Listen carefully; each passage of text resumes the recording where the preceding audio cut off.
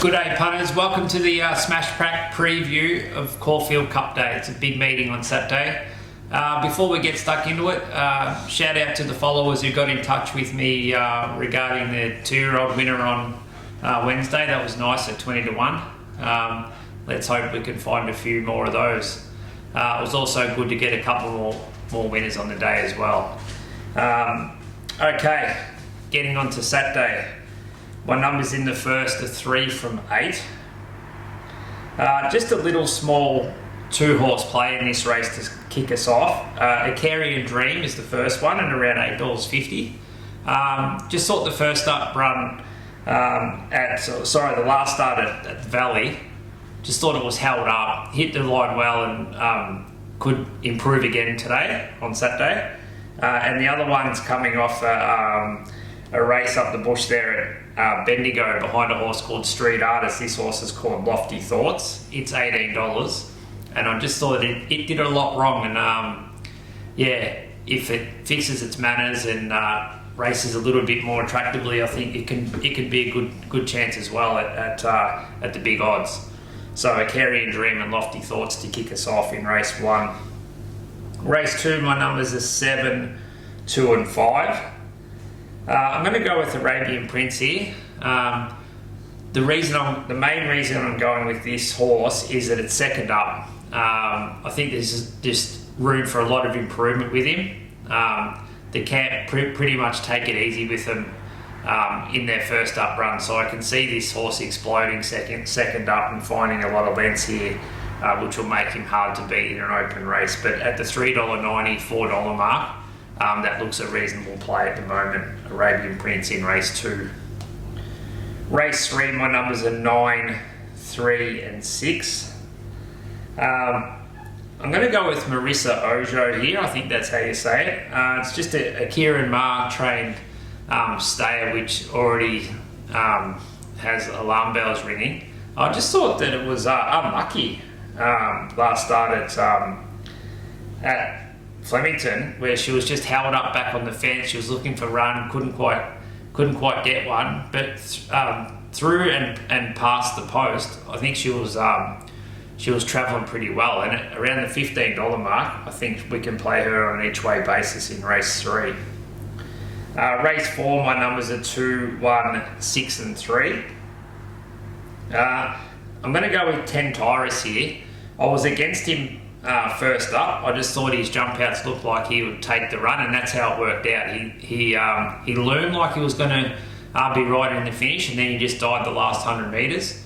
I was out at Caulfield on Tuesday morning and saw him work, and it looks like he's benefited well from the run, and he's the one that's going to be bouncing out of that first up run and have the extra fitness and be very hard to hold out. He's got a bit of quality about him, and he looks one of the better bets on the day. 10 Tyrus in race 4. Race 5, my numbers at the moment are 12 from 5. I just thought in this race that I'd go with Acacia from the Snowden yard. The first up run at Flemington was good behind My Gladiola up the straight, and then she went back to Rose Hill and ran well behind Mahuna. But I just think it was a run of a horse that was, getting fitter, and he's going to be primed on Saturday. So that's Acacia in race 5. I just noticed there, punters, that it's 6 into 460 as well, so there's been a bit of support. Race 6, my numbers are 3, 5, 7 and 2. I'm going to go with where is he? Arabian Prince in this race. Arabian Summer, in this race.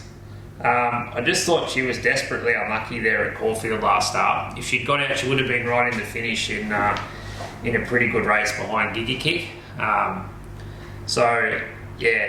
The favourites coming down from Sydney looks like it was impressive first up, but this is a lot harder, and at $2.50 looks a bit unders to me.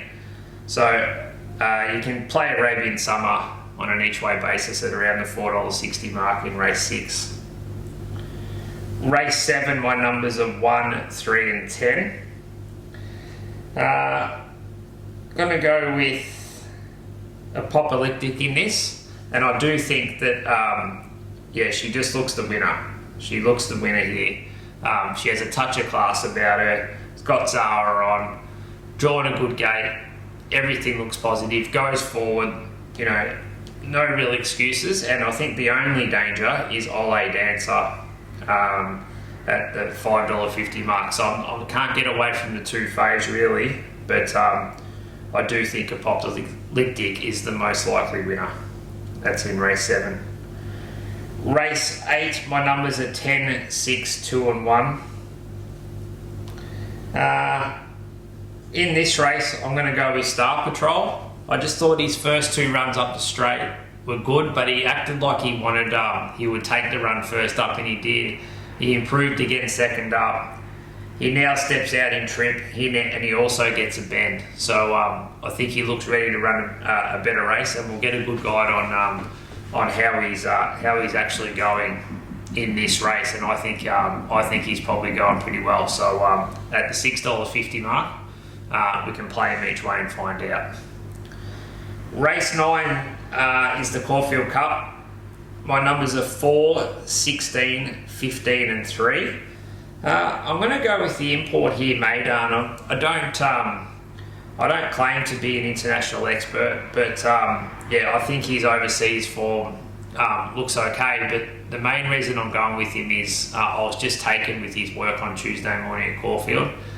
He looked to get around the track super. He's got a beautiful action, and he looks ready to go. So it's not going to be an easy race, but he'll probably jump around $10 or better come race time with the way the market's going to probably go back towards the locally trained horses. So I think we can play him on an each way basis and see how he's going.